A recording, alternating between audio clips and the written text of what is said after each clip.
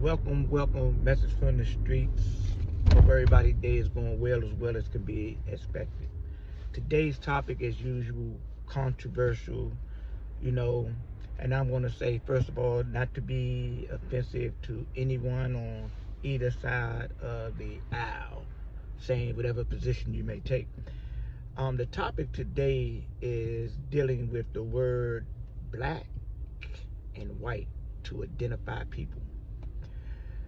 I'm going to tell you straight up that I'm not a person that agree with those terminologies to identify people. And just a little bit, I'm going to tell you why. So first of all, I posted a video the other day with former President Donald J. Trump, and he said something to the sort that he couldn't see nobody, but he only seen black people. And I was reading in the comments, whereas though a lot of people were justifying or giving their point of view, not necessarily justifying, giving their point of view of what he meant by that. And I think some so-called black people were also in agreement with what he was saying, while others were not. But I'm going to tell you, when we do the history on the word black and white to identify people, it is of an origin of so-called white supremacy. And we can discuss it, debate it, whatever. There is no such thing as black people or white people on this planet. And I'm just going to tell you how I came to this conclusion. Because myself, they would say, oh, you are a so-called black man. Do I look like I'm black? I know what the color black look like. It look like this, my headband right here. But this terminology, black, is an umbrella identification first for the former slaves of the European colonizers. Before I continue, not trying to be offensive, but I'm going to be quite blunt. So the colonizers are the first ones that have started to identify people as black, as a group of people. I'm not saying that nobody never looked at a person and said, oh, and seeing that they was really melanistic and said that they was black, but to name a whole group of people as black, that has never been happened before, besides with the colonizers. And the identification of white is, again, a part of the so-called white supremacy movement to promote cleanness, pureness, godlike among a group of people. And this tag has been identified or given to them by the aristocrats, the ones that wanted them to have a separation from other people that may be melanated but was receiving the same hellish conditions that were being promoted by their forefathers.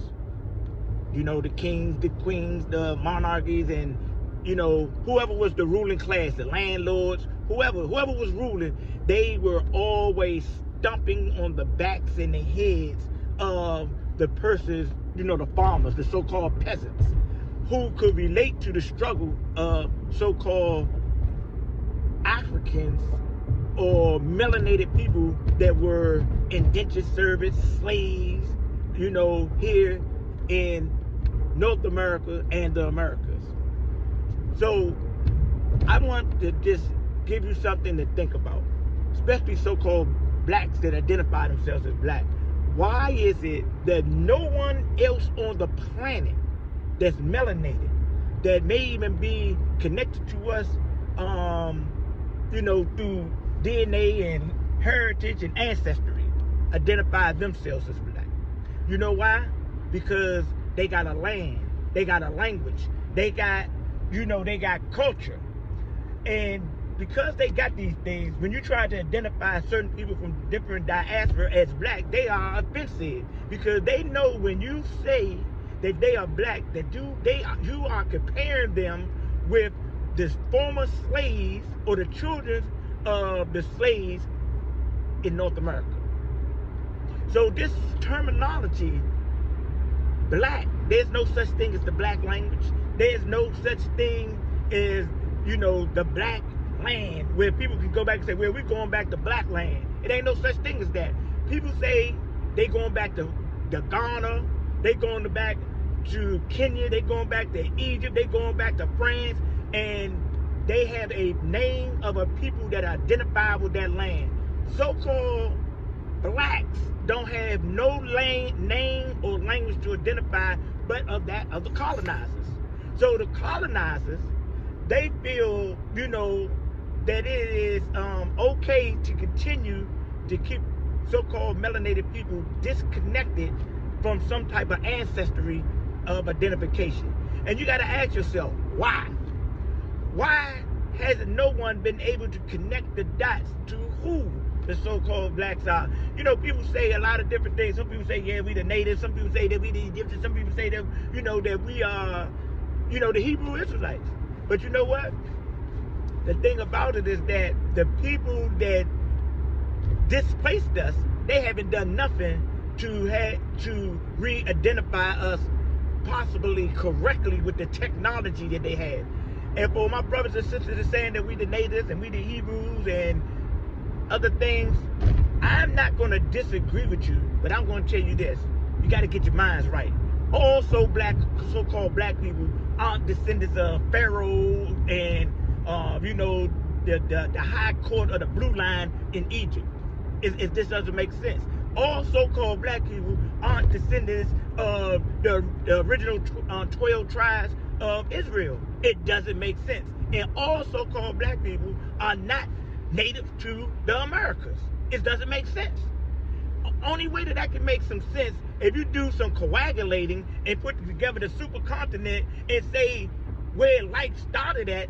Life started on a continent of Africa. Some people talk about, you know, once again the supercontinent when everything was connected. But to be logically speaking, with the resources and how we identify things today, it doesn't make sense. All so-called whites are not Germans. They are not all so-called Britons. Many of them may have come from the Caucasus Mountains, but all of them are not, you know, associated with Russia, because that's where the Caucasus Mountains is at. Some people would say, well, that's where they came from. That's where the word Caucasian come from. I agree, but I also disagree when we try to use the umbrella approach. So once again, the topic is about the terminology black as an identity tag for people, and the terminology white.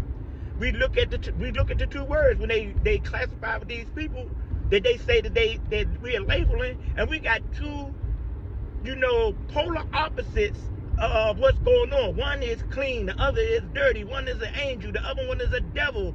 One is virtuous, the other one is you know, a vagabond, a thief. You know, all the negative things deal with the terminology of black, but people going around wearing this badge of honor and not knowing that you're supporting so-called white supremacy.